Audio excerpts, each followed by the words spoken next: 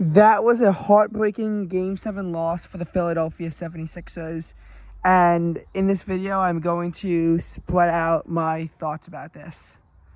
So, first of all, the Philadelphia 76ers were up 3-2 because we were able to seal both Games 1 and Game 4. Especially Game 4 was a really good sneak by James Harden. And both of those games, James Harden absolutely dominated. And the Sixers were also able to win Game 5 by a very large amount. And the Sixers were really going strong in the series, building up a 3-2 lead. But Game 6 was a bit unacceptable. After the Sixers had amassed a 4-point lead, by the end of the third quarter, the Boston Celtics were able to come back from that and win 95-86 and force the absolute shit show that happened in Game 7. I was actually happy at the end of the first quarter. Sixers had a 29-23 lead, which in the second quarter they built up to a 35-26 lead. And what I was thinking of now was, well, how far could the Sixers take this lead and build themselves up? Well, the answer is that would be as far as their lead would get. First, they got a foul, but the Celtics only made one of their shots. Then James Harden got a flagrant 1 violation. That was definitely not deserving of being a flagrant 1 violation, which meant that the Celtics got to make their shots and then also got possession of the ball, which gave them 4 points. Then the Celtics scored again and were quickly able to tie up the game. And then there was an instance where a Sixer player got shoved to the ground, and yet instead of it being declared a foul by the Celtics, the referees had actually declared it to be a team foul, which means that while no free throws are made, the Celtics got possession of the ball on their side of the court. In short, it looked like this was going to be another refs bribed game, with the Celtics up 55-52 at halftime, a game in which everyone would be commenting on how the refs were the ones who stole it. And the Sixers actually managed to tie it up at 55 in the beginning of the third quarter, but that would be their last taste of success all game. At that point, the Sixers were back up to a 37% chance of victory, but it would all go downhill from there, as the Celtics were able to go on, what was it, like a 25-3 run or something like that, and were able to essentially secure the win by the middle of the third quarter, as the Sixers collapsed on field, and the Celtics were able to quickly rise to the challenge. Tatum was able to score 51 points. The fourth quarter, the Sixers slightly outscored the Celtics, but at that point, it was nothing. The game didn't matter anymore. The stadium was cheering because it was Boston. And, I mean, this was not a game that you could reasonably say had anything to do with the refs. You cannot say this is the refs' fault. If the refs were on the Sixers side, the Sixers still would have lost the game by a lot. The Sixers went down 112-88. There is simply no excuses for this. The Sixers did a horrible performance. First of all, we have to fire Doc Rivers.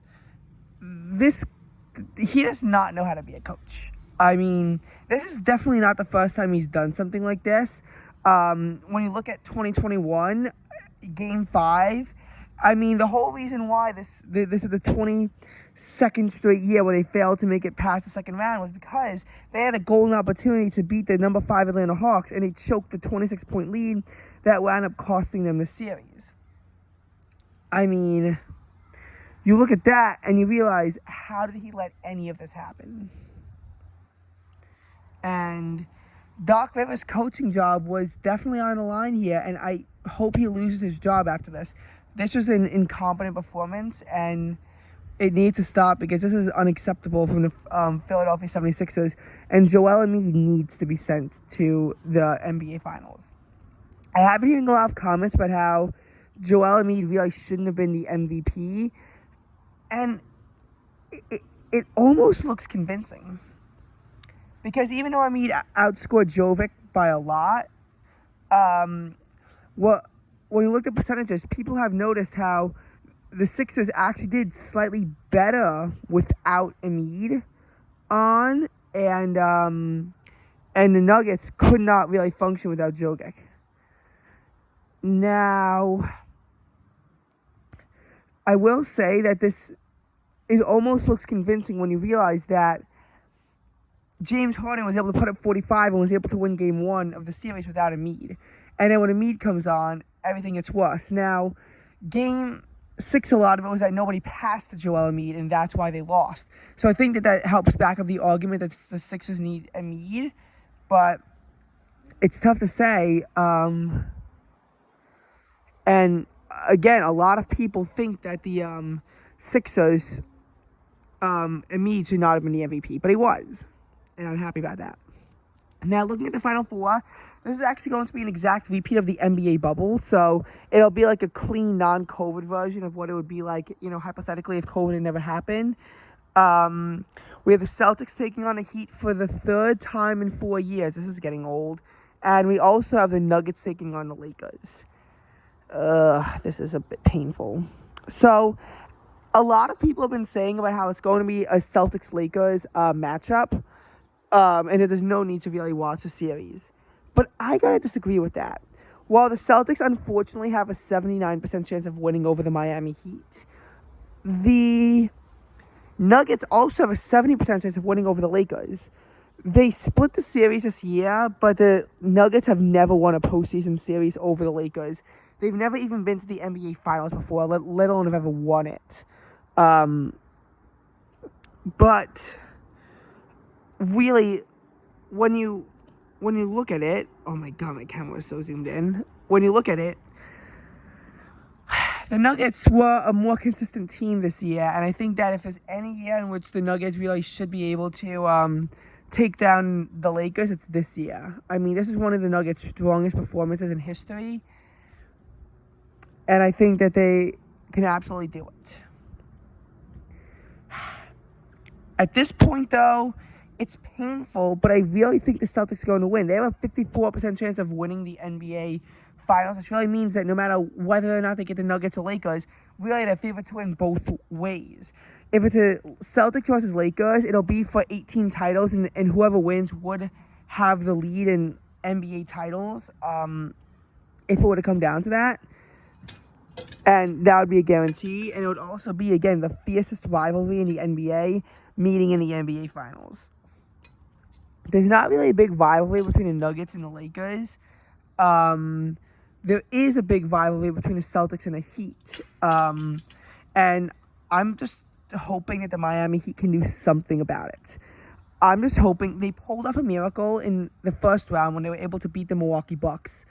And in the second round, too, wasn't exactly the easiest for them to topple the Knicks, and they were able to do so anyway. So I hope that they can take down the Boston Celtics in that as well.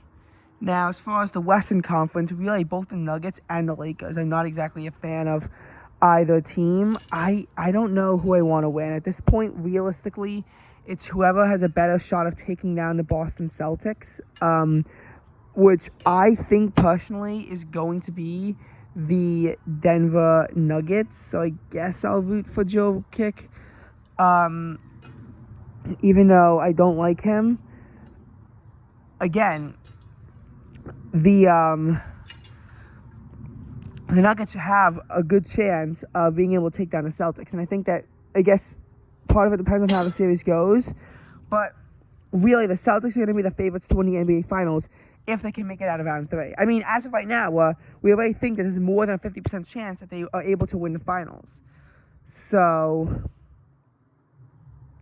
again, this is a very painful game, a very painful series. Hopefully our head coach gets fired after this, and we can actually have some success. At this point, I really hope that the Celtics just don't make it any farther. And if the Miami Heat make it as an 8 seed, that'd actually be kind of crazy. But we had multiple chances. We blew it. I don't really think any of the players are really at fault for this. I just think that we need a new coach. because each of the players had their moments in each of the games. They each had their moments of success and their moments, of failure.